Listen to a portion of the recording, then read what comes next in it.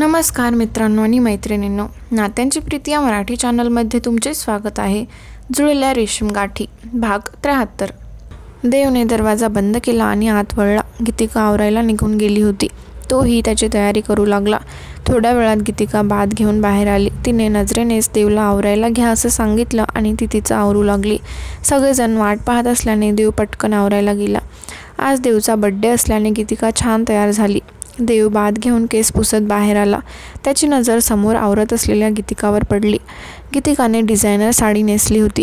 चेहऱ्यावर हलकासा मेकअप, केस मोकळे सोडले होते, पण त्यातही ती खूप सुंदर दिसत होती. आधीची अल्लड गीतिका आणि आत्ताची गीतिका यात खूप फरक होता. ती तंद्रीत तिचं आवरत होती. तिच्या डोळ्यावर केस आल्याने देव मगापासून तिच्या समोर उभं राहून तिला निहारतो याकडे तिचं लक्ष नव्हतं. देवने अलगद तिचे केस कानामागे सारले. तसं तिचं त्याच्याकडे लक्ष गेलं. देव, अहो उभे काय राहिलात, आवरा ना, सगळेजण आपली वाट पाहतायत. गीतिका आवरता त्याच्याकडे पाहत म्हणाली. गीत, मी काय म्हणतो? देव म्हणाला. हां, गीतिका बोलली. एवढं आवरत का बसते तू? उगाच मला प्रॉब्लेम येतो ना. देव तिच्याकडे पाहत म्हणाला. आवरले कुठे? साधी साडी तर नेसले. साडी मी नेसणार, मग तुम्हाला त्रास कशाला व्हायला पाहिजे? गीतिका न समजून म्हणाली. तू अजून लहानच आहे. देव गालातल्या गालात हसत म्हणाला. देव, काहीही काय बोलता? गीतिका थोडं चिडत म्हणाली. मग काय बोलू? तू तर माझी बोलती बंद करून टाकली. देव तिला स्वतःकडे ओढत म्हणाला. तो मिश्किलपणे तिच्याकडे पाहू लागला. ओ, तो ये बात है मिस्टर देव, आजकाल तुम्ही जरा जास्तच वाईयात जाताय, असं नाही का वाटत तुम्हाला? गीतिका भुवई उंचावत म्हणाली. बायकोपासून इतके वर्ष दूर राहिल्यावर थोडं तर वाहवत जाणारच ना. मला तुझ्यासारखं स्वतःला आवरता येत नाही गीत. देव तिच्या गालावरून हात फिरवत म्हणाला. खरंच? गीतिका म्हणाली. माझ्या बोलण्यावर विश्वास नाही बसत? देव म्हणाला. नाही बसत. असं असतं तर तुम्ही आपल्याबद्दल सिरियस असतात. गीतिका म्हणाली. असं का बोलतेस? मी आपल्याबद्दल सिरियसच आहे. मलाही हे चोरून भेटणं आवडत नाही. मी आज घरातल्यांसोबत आपल्या लग्नाबद्दल बोलणार आहे. आय ॲम डॅम सिरियस गीत. प्रेम करतो मी तुझ्यावर. तुझ्या इतकंच मलाही तुझ्यापासून दूर राहणं अशक्य होत जाते. नाही राहू शकत मी तुझ्याशिवाय. देव तिला मिठीत कवटाळत म्हणाला.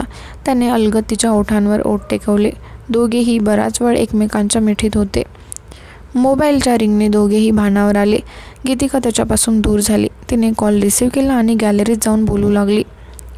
देवने स्वतःचं आवरायला घेतलं. त्याच्या डोक्यात गीतिकाचे शब्द घुमत होते. तो विचार करत आवरत होता. गीतिका दुरून त्याला न्याहाळत होती. मिशनवरून आल्यापासून देव खूप वेगळं वागत होता. कदाचित गीतिकाला फसवल्याची भावना त्याच्या मनातून जात नव्हती. तो आधीसारखा ना बोलत होता ना वागत होता. आधी जसा त्याच्या वागण्यात ॲटिट्यूड होता, चुकीच्या गोष्टीला निर्भीडपणे विरोध करण्याची जी वृत्ती होती ती कुठेतरी हरवली होती. गीतिकाचं एखादं वागणं पटलं नाही तर तो तिला समजावून सांगायचा, पण आजकाल ती कसंही वागली तरी तो तिच्या वागण्यावर ऑब्जेक्शन घेत नव्हता ना तिच्या वागण्याला विरोध करत होता. हीच गोष्ट तिला जास्त खटकत होती. त्याला असं शांतपणे आवरताना पाहून तिला राहवलं नाही. तिने मागून येऊन त्याला मिठी मारली. मला माझे देवांश हवेत. मला माझे रिंग मास्टर परत हवेत. Mister Dev Kshirsagar, please, I beg you. Geetika त्याला मिठी मारून रडू लागली. हिला असं अचानक रडताना पाहून देव शॉक झाला. गीत, तुला मध्येच काय झालं? असं का बोलतेस आणि रडतेस का? मी काय चुकीचं बोललो का तुला? देव तिला समोर घेत म्हणाला. नाही, ती रडत म्हणाली. गीत, नको ना रडू. आजपर्यंत काय कमी रडलीस का? प्लीज गीत, तुला माझ्या वागण्याचा त्रास होतोय का? माझी कुठली गोष्ट खटकते का? बोल ना गीत. तिच्या डोळ्यातील अश्रू पाहून देव कासावीस झाला. मला माझे देवांश हवेत. कळते का तुम्हाला? का असं वागताय तुम्ही? ना माझ्याशी हक्काने बोलता ना आधीसारखं चुकल्यावर ओरडत माझी प्रत्येक मनमानी सहन करता. देव, मला मान्य आहे की तुम्ही मला न सांगता गेलात म्हणून तुम्हाला अपराध्यासारखं वाटते, पण आता बास ना देव. मला हे नाही सहन होत. मला माझे करारी देवांश हवेत. प्लीज देव. ती त्याच्या छातीवर डोकं ठेवून रडू लागली. देव तिला मायेने कुरवाळत होता. त्याने तिचा चेहरा आपल्या उंजळीत घेतला. आज तुझ्या देवांशचा वाढदिवस आहे आणि तू अशी रडणार आहेस का? मी तुझाच देवांश आहे गीतिका. फक्त आता तू त्याच्या लाडक्या गीतचं ऐकतो इतकंच. आवडतं मला तुझं बनून जगायला. माझे गीत आता मोठे झाले, त्यामुळे तिला आधीसारखं ओरडायला समजवायला लागत नाही. चांगल्या वाईटाची जाण आली आहे तिला. बरं, मी काय म्हणतो, आजपासून आपण आपल्या नवीन आयुष्याची सुरुवात करूया का? तेही हसत. मला रडकी गीत बिलकुल आवडत नाही. आणि काय गं, मला बड्डे गिफ्ट द्यायचं सोडून त्रास देणार आहेस का तू? देव वातावरण नॉर्मल करत म्हणाला. तुम्ही मला छळता त्याचं काय? गीतिका म्हणाली. अरे मी काय केलं? मी तर आज खूप खुश आहे. लग्नानंतर पहिल्यांदा आपण एकत्र येऊन माझा बड्डे सेलिब्रेट करतोय. गीत मी काय म्हणतो? देव म्हणाला. काय? गीतिका बोलली. नाही म्हणजे आता 2 महिन्यांनी तुझा बड्डे येतोय. तुझ्या नेक्स्ट बड्डेला आपल्यासोबत ज्युनियर गीतिका असली तर किती भारी वाटेल ना? देव तिचा मूड फ्रेश करण्यासाठी म्हणाला. म्हणजे? गीतिका न समजून म्हणाली. म्हणजे? देव बोलला. देव त्याचं बोलणं गीतिकाच्या लक्षात आलं तसं ती शॉक होऊन त्याच्याकडे पाहू लागली. काय म्हणते? डोंट वरी, बेबी झाली तर मी तिला सांभाळेन, तू तुझं करिअर कर, पण मला ज्युनियर गीतिका हवे. देव तिच्याकडे मिश्किलपणे पाहत म्हणाला. देव चला खाली, सगळेजण वाट पाहत आहेत. गीतिका लाजत म्हणाली. ती पळतच खाली निघून गेली. आज शेवटचं रडलेस तू गीत, यापुढे बिलकुल नाही. यापुढे मी तुझ्या डोळ्यात अश्रू पाहू शकत नाही ना मी येऊ देणार. देव स्वतःशीच म्हणाला. गीतिका गेली तसं तोही खाली निघून आला. गीतिका आणि देव नाश्ता करायला म्हणून खाली निघून आले. खाली रेणू, आई, रिया नाश्त्याची तयारी घेत होत्या. रसिका कार्टून पाहत होती तर बाबा रियांशला घेऊन बसले होते. राहुल बाहेर काम करणाऱ्या माणसांना काही ना काही इन्स्ट्रक्शन्स देत होता. अहो राहुलला सांगा नाश्ता करून घे, मग काय ते आवर बाबा, आई म्हणाल्या. अगं त्याचं होतच आले, तुम्ही नाश्ता लावेपर्यंत तो येतोय. बरं देव आणि गीतिका कुठे आहेत? त्यांना बोलवा, बाबा म्हणाले. बाबा अहो ते दोघे देवाच्या पाया पडतायत. रियांश साहेब तुम्हाला काय हवे खायला? रेणू रियांशकडे येत म्हणाली. तिने रियांशला उचलून घेतलं तसं तो रडू लागला. काय झालं माझ्या रियांशला? त्याला काकीकडे यायचं आहे का? गीतिका बाहेर येत म्हणाली. तिने रियांशला स्वतःकडे घेतलं. देव तुम्ही घेणार? गीतिकाने विचारलं. हो दे ना. देवने रियांशला घ्यायला हात पुढे केला. गीतिकाने रियांशला त्याच्याकडे दिलं. तो टकमक करून त्याच्याकडे पाहू लागला. काका तुम्हाला विसरलास हां? रसिका देवला म्हणाली. नाही ग सोनू. देव रसिकाच्या शेजारी बसत म्हणाला. तुम्हाला ओळखलं? देवने तिला विचारलं. मी तुला ओळखणार नाही का काका? रसिका देवला बिलगत म्हणाली. त्याने तिला एका हाताने जवळ घेतलं. रसिका लहान असताना देव तिचे फार लाड करायचा, तिचे सगळे हट्ट पुरवायचा. तो 5 वर्ष नव्हता तरी ती त्याला विसरली नव्हती. काका आज काय आहे? किती मस्त तयारी चालू आहे, रसिका म्हणाली. आज काकाचा बड्डे आहे, रश्मी म्हणाली. मला कुणीच का नाही सांगितलं? मम्मा तू का नाही बोलली? रसिका तक्रारीच्या सुरात म्हणाली. सॉरी बच्चा, राहून गेलं, रिया म्हणाली. ही चीटिंग आहे. काका wish you happy birthday, Rasika देवच्या गालाची पप्पी घेत म्हणाली. थँक्स पिल्लू, देव तिच्या कपाळावर ओठ टेकवत म्हणाला. आई तुम्ही देवला ओवाळायची तयारी घ्या. गीतिका जा आईंना मदत कर, रिया म्हणाली. वहिनी सगळी तयारी ऑलरेडी झाली आहे, तुमचं आवरलं असलं तर देवाच्या रूममध्ये या, रेणू म्हणाली. हो चालेल, रिया बोलली. आई, रिया, गीतिका, रेणू चौघी आत गेल्या. सगळी तयारी झालेली पाहताच आईंनी देवला हाक मारली. देव आत निघून आला. गीतिका चल त्याला ओवाळून घे, आई म्हणाल्या. आईंनी सांगितलं तसं गीतिकाने देवला ओवाळायला घेतलं. मागोमाग आई, रिया, रेणू आणि रसिकानेही त्याला ओवाळलं. घरात आनंदाचं वातावरण पसरलं होतं. सगळेजण बाहेर निघून आले आणि नाश्त्याला बसले. आज सगळा नाश्ता देवच्या आवडीचा होता. आज बऱ्याच वर्षांनी सगळेजण एकत्र नाश्त्याला बसले होते. रेणू, राजना पण सोबत आणायचंच ना, देव खात म्हणाला. हो ते थोड्या वेळात येणार आहेत, रेणू म्हणाली. दादा बाहेर एवढं डेकोरेशन वगैरे कशासाठी? मी लहान आहे का बर्थडे सेलिब्रेट करायला, देव म्हणाला. आमची सगळ्यांची इच्छा आहे देव, तू बऱ्याच वर्षांनी परत आलायस. आज विवेक वगैरेंना पण बोलवले, राहुल म्हणाला. दादा पण, देव बोलला. देव बाहेरचं असं कुणी नाही आहे, अगदी मोजकीच लोक आहेत, त्यामुळे तू निश्चिंत राहा. मला तुझी काळजी कळते, पण विवेक वगैरे आपल्यासाठी किती जवळचे आहेत हे तुलाही माहिती आहे, त्यामुळे त्यांना डालवणे आपल्याला शक्य होणार नाही, कळतंय ना तुला, राहुल म्हणाला. मला कळतंय दादा, पण तरीही, देव म्हणाला. डोंट वरी, फार तर 30 लोक असणार आहेत, तू नको काळजी करू, राहुल त्याला आश्वस्त करत म्हणाला. सगळेजण बोलत बोलत नाश्ता करत होते. गीतिका मात्र शांत होती. आज सगळं व्यवस्थित होईल ना याची तिला काळजी लागून राहिली होती. नाश्ता करून झाल्यावर सगळेजण आपापल्या कामाला जायला निघाले. गीतिका तू जरा माझ्यासोबत रूममध्ये चल, थोडं काम होतं, रिया म्हणाली. तुझं काय काम आहे तिच्याकडे, देव म्हणाला. ते आमचं सिक्रेट आहे, तू कशाला लक्ष देतो, रिया बोलली. तो नाही लक्ष देणार तर कोण लक्ष देणार, रिया वहिनी. आजच्या स्पेशल दिवशी त्याला त्याची बायको सोबत हवी असणार, रेणू म्हणाली. स्वतःच्या बायकोला सोबत नाही ठेवू शकत का मी? काय दिवस आलेत, देव म्हणाला. जास्त नखरे करू नको तू, गीतिका चल ग पटकन आवरून घेऊ. रिया गीतिकाचा हात धरत तिला रूममध्ये नेऊ लागली. रेणू देवकडे पाहून हसू लागली. तुला एवढी हसायची गरज नाही, तू जरा माझ्यासोबत रूममध्ये चल, माझं तुझ्याकडे काम आहे. देव रेणूला म्हणाला. माझ्याकडे काय काम आहे? रेणू बोलली. ते माझ्यासोबत आलीस की कळेल, चल पटकन. देव रेणूला रूममध्ये घेऊन आला. रूममध्ये आल्या आल्या त्याने दरवाजा बंद करून घेतला. काय झालं दादा, काही काम होतं का? रेणू म्हणाली. रेणू, एक इम्पॉर्टंट काम आहे. तू आता फ्री असलीस तर आपण बाहेर जाऊन येऊया का? देव म्हणाला. बाहेर? का रे, काय काम आहे? रेणू म्हणाली. काम म्हणजे मी गीतिकाला प्रपोज करायचं ठरवले. मला असं वाटतं की आता हे सगळं खूप झालं, मला तिच्याशी परत एकदा लग्न करायचे. देव म्हणाला. अरे मस्त, मजाच की मग, तुझंही बरोबर आहे. पण मला सांग, तुला माझी कसल्या कामात मदत हवी आहे? रेणू म्हणाली. मी असं ठरवले की आज रात्री गीतिकाला प्रपोज करायचं, तिला जसं आवडतं तसं. त्यासाठी ते डेकोरेशनवाले आलेत ना, त्यांच्याकडून आपण आमच्या रूमची गॅलरी डेकोरेट करून घेऊ. तुला माहिती आहे ना, ती आमच्या दोघांसाठी ही खूप स्पेशल जागा आहे. त्यामुळे प्लीज मला मदत कर. आपण मार्केटमधून जाऊन सामानही आणू. देव म्हणाला. अरे बापरे, याच्या डोक्यात तर वेगळाच प्लॅन आहे. आता काय करायचं? रेणू मनातल्या मनात म्हणाली. रेणू, कसला विचार करतेस? देव म्हणाला. दादा, मी काय म्हणत होते? रेणू बोलली. बोल ना पटकन, किती वेळ घेतेस? देव म्हणाला. अरे म्हणजे ते, हां हे बघ, आज संध्याकाळी तुझा बर्थडे आहे, तर मला असं वाटतं की तू तेव्हा सगळ्यांसमोर वहिनीला प्रपोज करावं.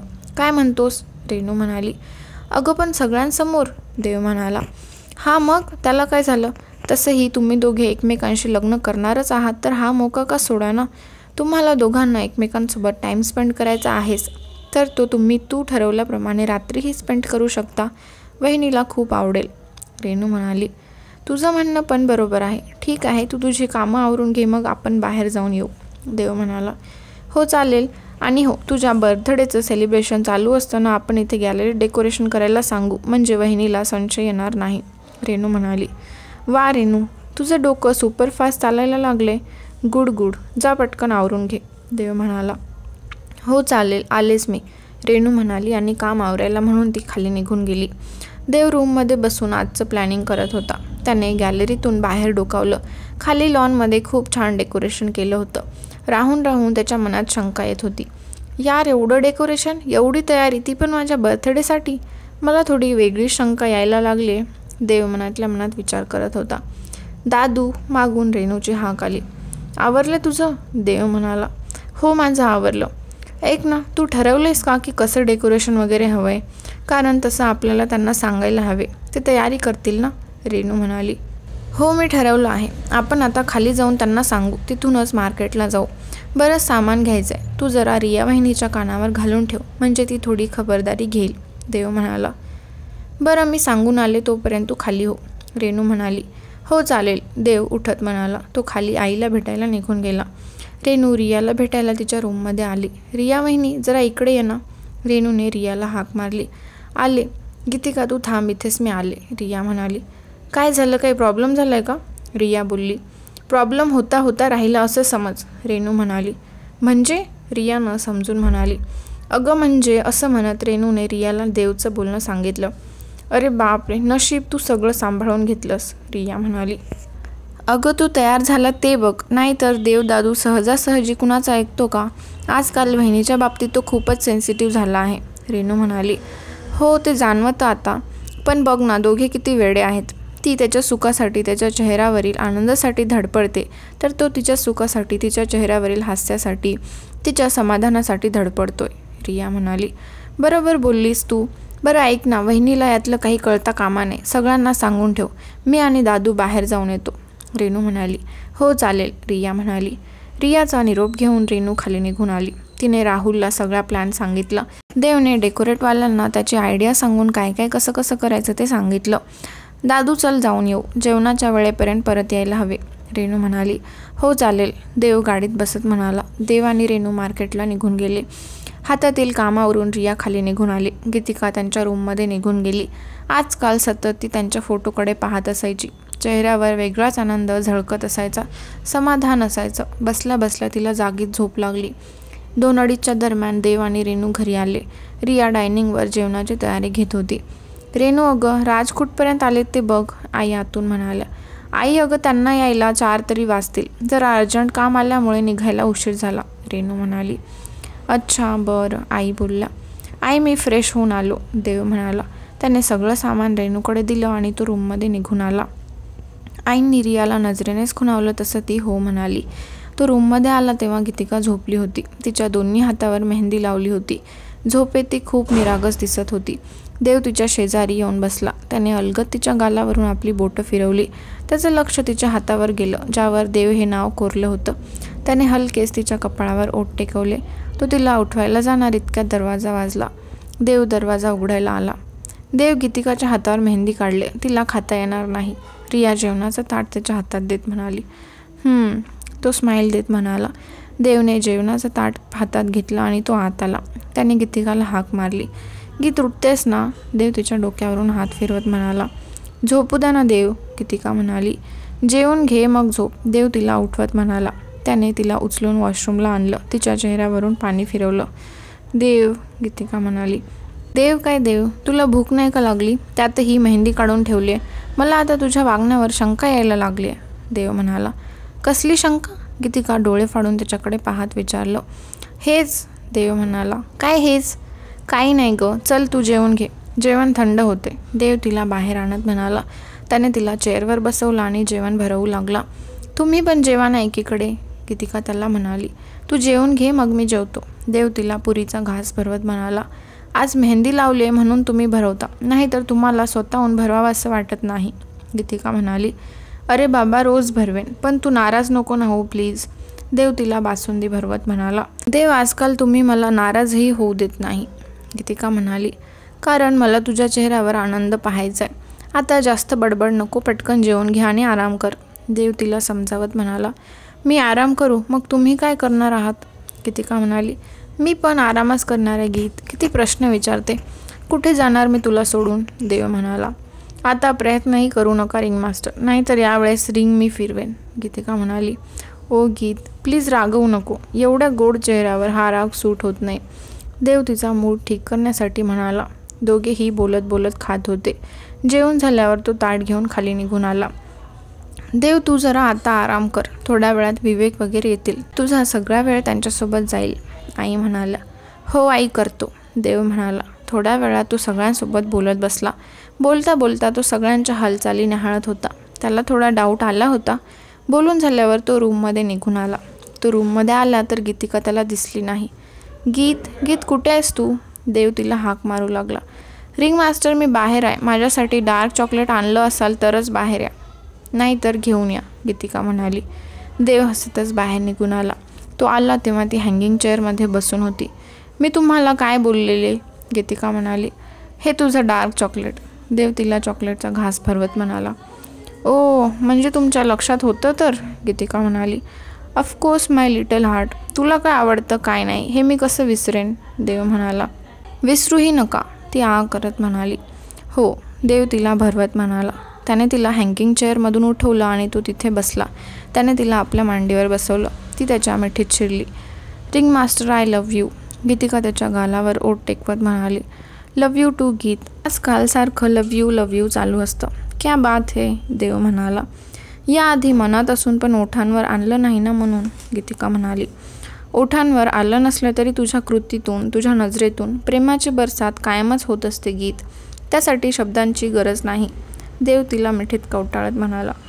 रिंग मास्टर तुमच्या कपड्यांना मेहंदीचे डाग लागतील, गीतिका म्हणाली. कुछ डाग अच्छे होते हे गीत, तुझ्यापेक्षा मला माझा शर्ट महत्त्वाचा नाही, देव म्हणाला. बोलण्यात तुम्हाला कुणीही हरवू शकत नाही. बरं चला तुम्ही आता आराम करा, रात्री फंक्शन आहे मग कंटाळाल, गीतिका म्हणाली. तू सोबत असल्यावर थोडीच कंटाळणार आहे मी, तुला मिठीत घेतल्यावर जो सुकून मिळतो त्यासमोर आराम काय चीज आहे जानी, देव तिचे गाल ओढत म्हणाला. हळू ना देव, गीतिका खोटं खोटं रागवत म्हणाली. दोघेही बराच वेळ गप्पा मारत होते. देव तिच्या विनाकारण खोड्या काढत होता, तिला सतावत होता. तिच्या चेहऱ्यावरील आनंद पाहून तोही खुश होता.